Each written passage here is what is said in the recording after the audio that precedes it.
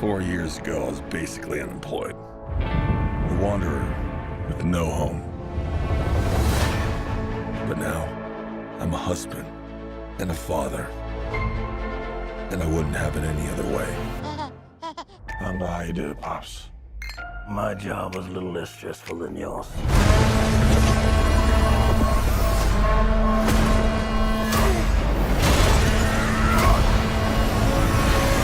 Oh yeah, I finally got a job. I'm the king of Atlantis.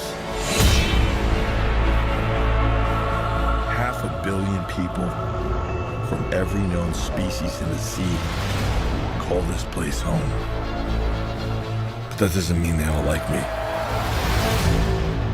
I'm gonna kill Aquaman and destroy everything he holds dear. I'm gonna murder his family and burn his kingdom to ash.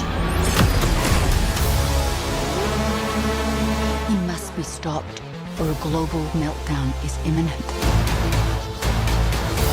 I think I know someone who might be able to help us. Ooh, you look rough. Good job, little brother. High five. Do not call me brother.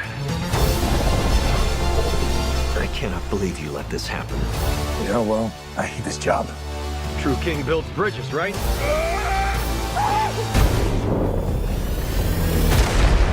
True king builds bridges. We need to find Manta. He's different now. He's stronger than before. It's the Black Trident. During King Atlan's time, there were 7 kingdoms. And the Trident was a curse upon them all. The Trident's dark magic is spreading. He means to end the bloodline.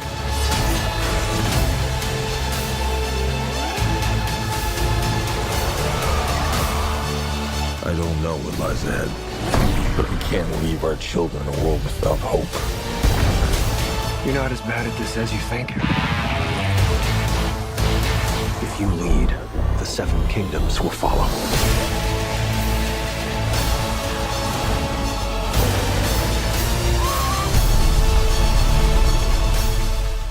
Welcome back, everyone. It's Charlie. DC just dropped a brand new Aquaman 2 trailer with way more footage, so we'll break it all down. The big thing in this trailer, obviously, being Aqua Baby. Like, they're doing Aqua Baby legit. His name is Arthur Curry Jr., so I'll explain him. And the movie itself is more of a bromance between him and Orm.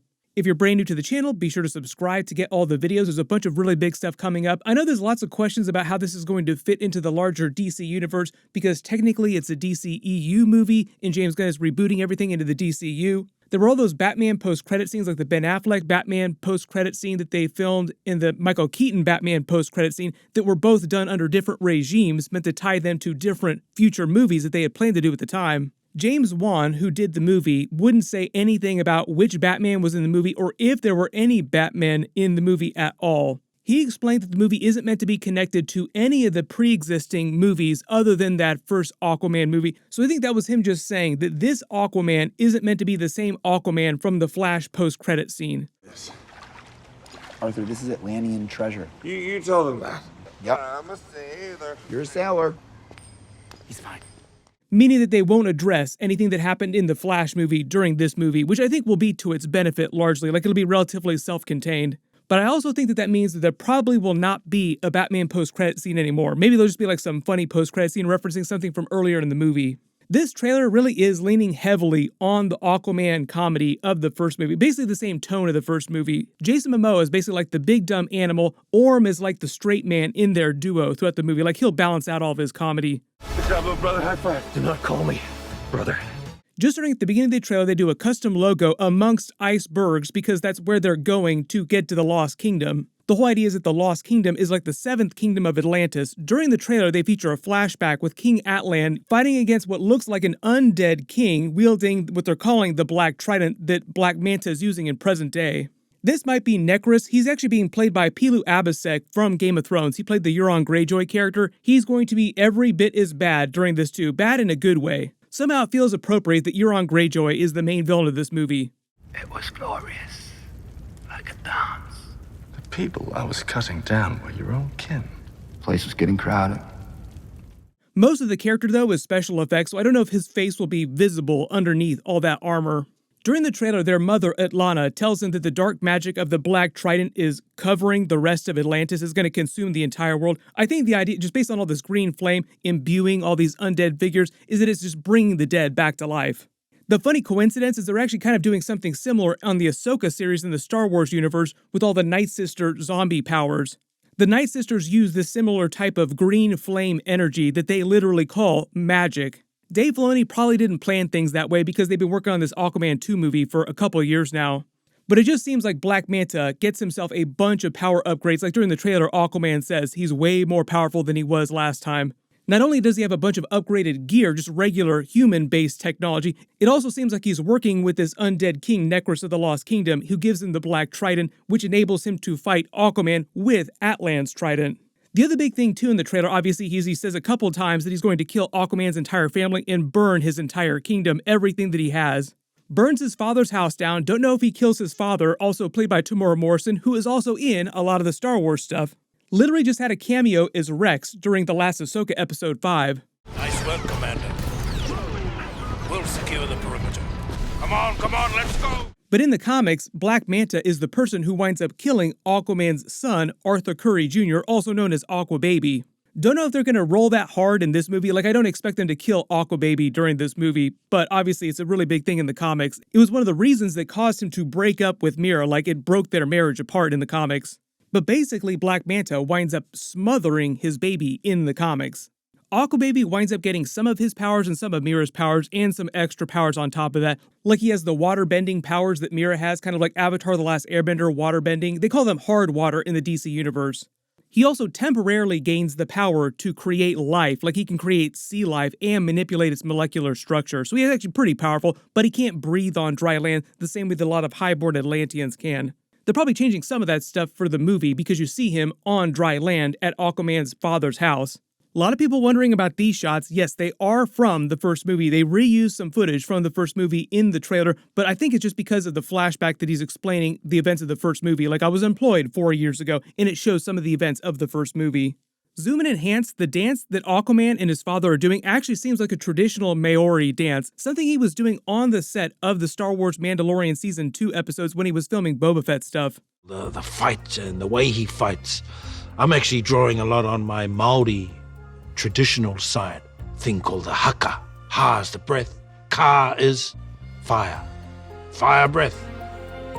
They make a couple jokes about what's happened in the year that he's been King of Atlantis. I think it's only been about a year since the events of the first movie, just charting the timeline of this.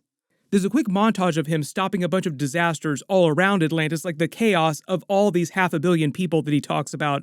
The movie seems like it's going to spend more time showing you what's happening in and around Atlantis with all these different people. They kind of got into this during the Black Panther 2 movie with Namor and their version of Atlantis in the MCU, which was called Talocan. That was their way around of having this weird copyright battle with DC. They can't copyright the term Atlantis. But they said when they were doing the Namor character in the MCU, they didn't want people to immediately think of Aquaman, so they tried to make him feel as different as possible, because he does seem a little bit like Aquaman. There's a big attack scene where Black Manta comes and attacks Atlantis with all of his upgraded technology and the Black Trident. Like, you see all this green energy around it. This seems like it's from the Lost City. Looks like they're giving Nicole Kidman way more action scenes in this. She's going to be part of this big battle. I don't know if they'll wind up killing her off. Just feels like they want to pay off Black Manta actually killing some of Aquaman's family, and they're probably not going to go as hard as killing his son or killing Mira. So I assume it's probably going to be either his father or his mother that'll wind up sacrificing themselves. Then, because he can't fight them all by himself, he goes to free his brother Orm, and it looks like his prison is in the same place where the Kingdom of the Deserters was, in that desert, the Sahara Desert from the last movie. The weird thing about this, too, is it actually seems like he has to break him out of prison, even though he's the king of Atlantis. Like, technically, he is king of this former nation, which seems like an undead place now because you have these undead guards. Like, he has to wear his stealth suit to bust into the prison and break his brother out. There are a couple of jokes about Orm getting powerful again when he touches water. That's the whole thing, is that they're more powerful in water than they are out of water. That was why his prison was on dry land in the driest place you could possibly go, in the desert. Normally, Orm, like the other highborn Atlanteans, are crazy powerful in water, some more powerful than others, but when they're out of water, they're just like a little bit stronger than normal humans. Like, you've seen Aquaman fight during the Justice League movies when he's not in water. He's still very powerful. But when they're in water, their power levels go up by like a factor of 10. The other funny thing you remember is that that's exactly what Namor's powers were in the Marvel Universe. Like, how do we defeat him, get him out of the water, dry him out? The couple jokes about Aquaman just treating him like a brother and Orm not wanting to have anything to do with him, just wanting to save Atlantis. Like, they both want to save Atlantis, but at least at first, Orm still kind of hates Aquaman. I think the idea is that their arc over the movie is eventually they'll make peace and Orm will like him. They'll become friends by the end of the film. There's kind of a Thor-Loki thing going on between the two of them too, and the whole idea is that Aquaman isn't that great at being king. He doesn't want to be king, kind of the way Thor was destined to be king, but it was always Loki who wanted to be king. So early theory right now, Aquaman at the end of the movie tries to abdicate the throne, or at least give the throne to Orm and let him be king. Because the whole idea is that Orm knows what it means to be king. He knows about ruling people. He's much better at that kind of stuff than Aquaman would be. You have to imagine that Aquaman is just way better at being a member of the Justice League fighting interdimensional villains, kind of like Darkseid, for instance. Like really big, really bad cosmic villains. Managing large groups of people, though, he's not so great at. They have this whole Godzilla Hollow Earth thing going on here. This is meant to be the interior of the Lost Kingdom. I think this is inside some sort of iceberg. Either it's Antarctica or somewhere in the Arctic. Black Manta finds the Lost Kingdom. These people actually seem like they're working with him, like this is Black Manta's lair. When Orm says he means to end the bloodline, he's talking about Black Manta killing Aquaman and his entire family. That's just a comic book reference to him killing his son, basically. Orm tries to give him a pep talk, if you lead the Seven Kingdoms will follow, so maybe Aquaman will end the movie still being king of Atlantis, but it does seem like they will be bros by the end of the film. There's a whole bunch of stuff going on in the trailer, but if you spotted any Easter eggs or references that I didn't talk about in the video, just write them below in the comments. I know there's going to be tons of questions about what Jason Momoa is going to do in the future DC movies, because he said he would always be Aquaman, but he also said that he would be coming back, possibly playing Lobo. I talked about this in my previous video. I think he could do both, like it's a Thanos, Josh Brolin, and Cable situation, where Kevin Feige was like, oh yeah, he could come back in the Marvel movies as Cable after playing Thanos, just because they look so different as characters. We'll see. I don't think the Lobo character is supposed to be in Superman Legacy. That would be like the big tipping point where James Gunn's new DCU really starts to set off. There'll be other DCU projects that happen before that, but I'll just do videos about all that stuff when we get new trailers for everything else. There were a couple other trailers that also just released. I'll try to do videos for everything as soon as possible, so be sure to enable alerts for my channel so you don't miss that. Click here for my Ahsoka Episode 6 video, and click here for my new Batman 2 Robin video, because it looks like we're going to get Robin in the Batman 2. Thank you so much for watching. Everyone stay safe, and I'll see you guys in the next one.